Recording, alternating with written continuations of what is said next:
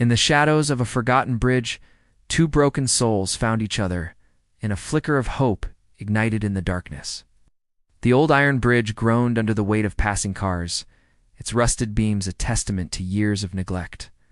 Beneath its weathered arches, Mr. Thomas had made his home for nearly 2 years. His gray hair, unkempt and wild, matched the desolate landscape around him. The world had long since forgotten him, and he had almost forgotten how to speak to another living soul. Each day blurred into the next, a monotonous cycle of survival. Thomas would wake on his cardboard bed, sip lukewarm coffee from a dented can, and watch silently as the world rushed by overhead. The cars above seemed to belong to another universe entirely, one he could no longer reach.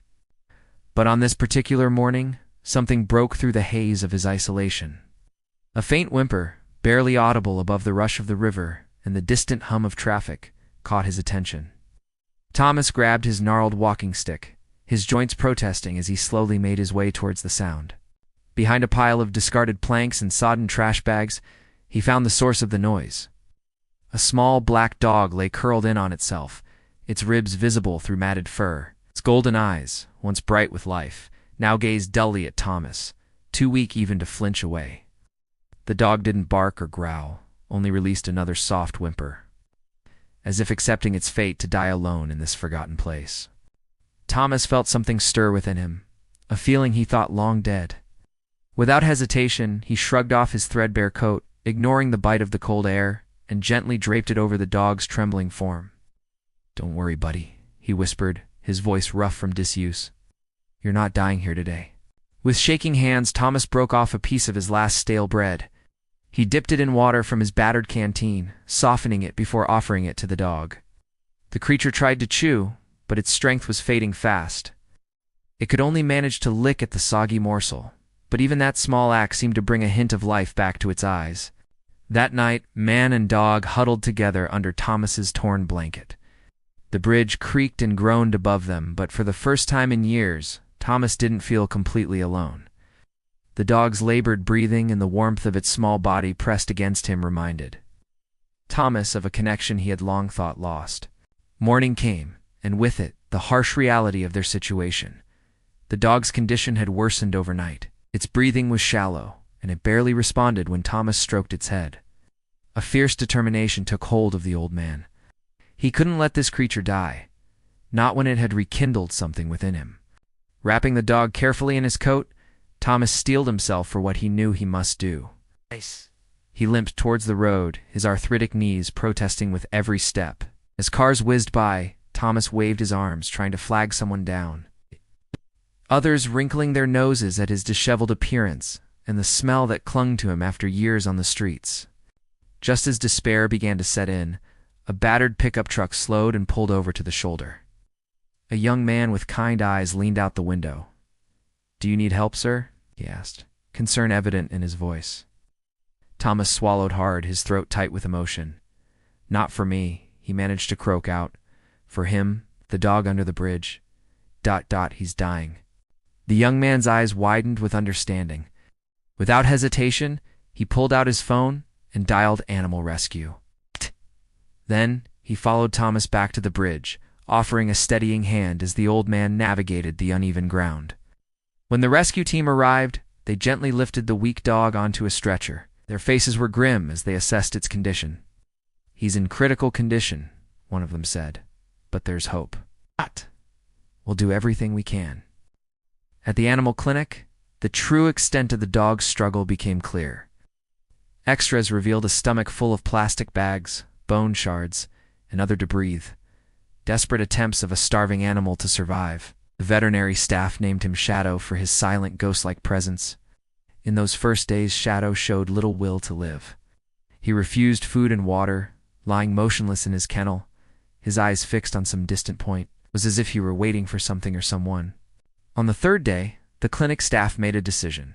They invited Thomas to visit, hoping his presence might spark something in the despondent animal. When Thomas entered the room and softly called out, "Hey buddy, I'm here," the change was immediate and profound. Shadow's ears perked up and his tail gave a weak thump against the kennel floor. For the first time since his rescue, a spark of life returned to those golden eyes. From that moment on, Thomas became a fixture at the clinic. Every day he would sit by Shadow's kennel, talking softly about his life, his memories, and his hopes for the future. As the weeks passed, Shadow began to improve. He started to eat, then to stand, and finally to bark, a joyful sound that echoed through the clinic whenever Thomas arrived. The staff at the rescue center couldn't help but notice the profound bond forming between the homeless man and the rescued dog. Knowing Thomas had nowhere to go, they offered him a small room at the back of the shelter and a simple job caring for the other abandoned animals. Thomas accepted, not for his own sake, but because he knew Shadow needed him. Months passed, and the transformation in both man and dog was remarkable. Visitors to the shelter would often see an old man with neatly trimmed silver hair sitting on the grass, a healthy black dog by his side. They would gaze out at the highway together, two souls who had found peace and companionship in each other. In a quiet corner of the shelter, a small plaque tells their story.